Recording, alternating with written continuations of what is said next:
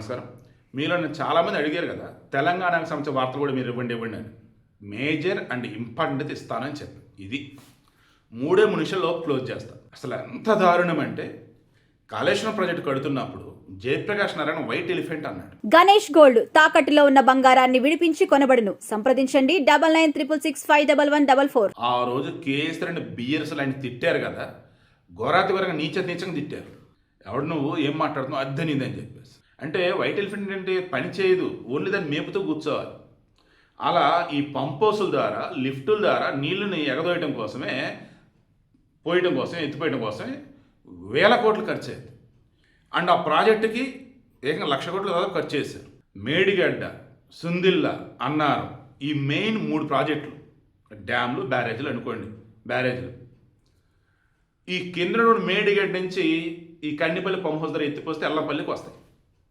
మళ్ళీ అక్కడి నుంచి ఎత్తిపోయాలి, రకరకాలు ఉన్నాయి. బట్ మేడిగడ్డ మన పిల్లర్స్ కుంగినాయి కదా, దానికి సంబంధించి already national dam safety authority వాళ్ళకి రిపోర్ట్ ఇచ్చారు.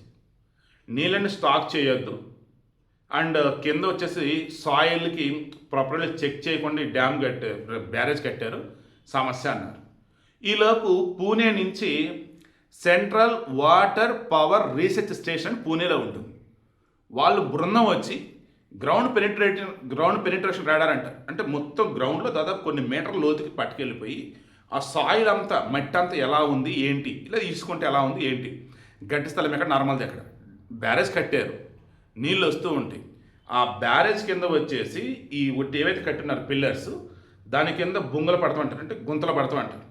ఆ నీళ్లు వెళ్తున్నప్పుడు తూముల కింద వచ్చేసి గ్యాపులు రాకూడదు. ఇలా చెక్ చేస్తే పోతే ఒక సుందిళ్ళ దగ్గరే 7 అలా మేడిగడ్డ దగ్గర 7 ప్రాబ్లమాటిక్ తూములు లాంటివి ఉన్నాయంట. సుందిలలో 3 ఉన్నాయంట, అన్నారం దగ్గర 1 అంట. అంటే 3 బ్యారేజీలు కూడా ప్రాబ్లమాటిక్గా ఉన్నాయి. నీళ్ళు ఏమాత్రం స్టాక్ చేస్తే ఏకంగా ఈ బ్యారేజీకి సంబంధించినటువంటి ఈ గోడలు ఉంటాయి, దాన్ని ఏమంటారు, గేట్లు కొట్టుకుపోవచ్చు, లేదా మొత్తం పిల్లర్స్ కుంగిపోయి ఒక్కసారిగా వాటర్ అంతా కిందకి వెళ్ళిపోయింది. మొన్న రేవంత్ రెడ్డి ఇదే చెప్పాడు. భద్రాచలం వెళ్ళినప్పుడు వాళ్ళు నీళ్లు నిలపమంటున్నారు, అవి కనుక నిలిపేయమంటే ఏమాత్రం తేడా కొట్టి ఆ బ్యారేజ్ కనుక బద్దలైందంటే కూలి కొట్టుకుపోతాయి అన్నాడు. నిజమేది. ఇప్పుడు ఓ రకం తెలంగాణ ప్రజలకు పెన్ను ప్రమాదం తప్పింది. 3 బ్యారేజీలు ప్రాబ్లమాటిక్గా ఉన్నాయి, 3 నీళ్లు నింపలేరు. తర్వాత ఈ బీఆర్ఎస్ పదే అంటున్నది ఏంటి, మీరు ముందు నీళ్లు నిలపండి, ఏదైనా తేడా వస్తే ఇక అప్పుడు పూర్తిగా ఆపేయండి అన్నారు. తేడా వస్తే మనుషులు బతకరు కదా. ఈటెల రాజేందర్ ప్రజెంట్ బీజేపీలో ఉన్నాడు. ఈయన కూడా ఒకప్పుడు ఆర్థిక మంత్రిగానే ఏదో చేస్తున్నాడు బీఆర్ఎస్ గవర్నమెంట్లో. ఆయన కూడా మొన్న ఈ కలెక్షన్ సపోర్ట్ వేలో మాట్లాడున్నాడు. బట్ చివరికి ఏమైంది, ఈ బీఆర్ఎస్ ట్రాప్లో రేవంత్ రెడ్డి పడలేదు. అలా కనుక పడ్డట్టయితే నీళ్ళని కనుక ఎత్తిపోసినా, నీళ్ళని స్టాక్ చేసినా ఒక్కసారిగా పిల్లర్స్ కనుక కూలిపోయినట్టయితే కింద మొత్తం నాశనమే. ఇక వీళ్ళు అన్నట్టుగా ఈ కన్నెపల్లి పంప్ హౌస్ ద్వారా ఎల్లంపల్లికి ఎత్తిపోయమన్నారు. ఎందుకు, నీళ్ళు కానీ ఇప్పుడు బ్రహ్మాండంగా వర్షాలు పడ్డాయి. ఆ ఎల్లంపల్లి పైన ఉంటుంది, మేడిగడ్డ కింద ఉండేది. ఈ మేడిగడ్డ నుంచి బెల్లంపల్లికి నీళ్లు పోయాలి. బట్ ఇప్పుడు ఎల్లంపల్లి నుంచి మేడిగడ్డకి నీళ్ళు వస్తున్నాయి. అంటే పుష్కలంగా ప్రాజెక్టులు మొత్తం నీళ్ళు ఉన్నాయి. మొన్న కేంద్రం నుంచి నిపుణులు వచ్చారు, కేంద్ర జలశక్తి శాఖ మంత్రి కూడా వచ్చి అన్నీ చూసేసి 1,00,000 కోట్లు నీళ్లపాలు చేశారయ్యా కాళేశ్వరం ప్రాజెక్టు పేరుతో అని చెప్పేసి అన్నారు. నేను గతంలో చాలాసార్లు కూడా ఇదే చెప్పాను, నీళ్లు, నిధులు, నియామకాలు అని చెప్పేసి. నియామకాల విషయంలో తెలంగాణ యూత్ని వీళ్ళు ఒక రకంగా అన్యాయం చేశారు, దాంతో వాళ్ళ గవర్నమెంట్ పడిపోయింది.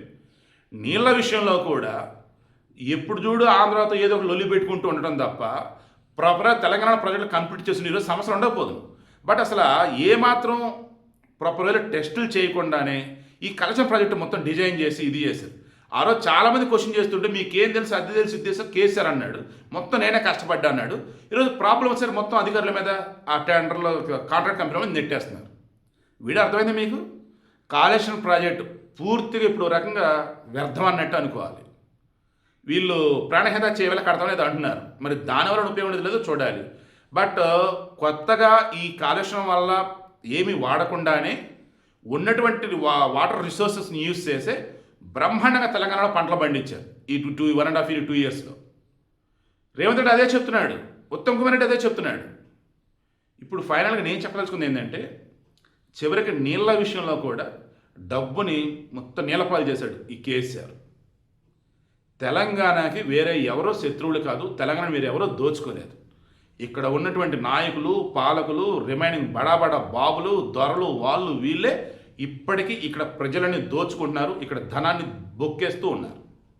అలా కళ్ళ ముందు ఎన్ని ఎగ్జామ్స్ కనిపిస్తూనే ఉన్నాయి. సో ఫైనల్గా రేవంత్ రెడ్డి ఓ రకంగా తెలంగాణను కాపాడుకున్నాడు. బీఆర్ఎస్ ట్రాప్లో పడకుండా కాంగ్రెస్ని అమ్మయ్యను ఊపి పీల్చుకునేలా చేస్తున్నాడు. Central water power research station Pune వాళ్ళు ఇచ్చిన గ్రౌండ్ పెనిట్రేషన్ రాడార్ రిపోర్ట్ ఒక్కసారి చెక్ చేయండి.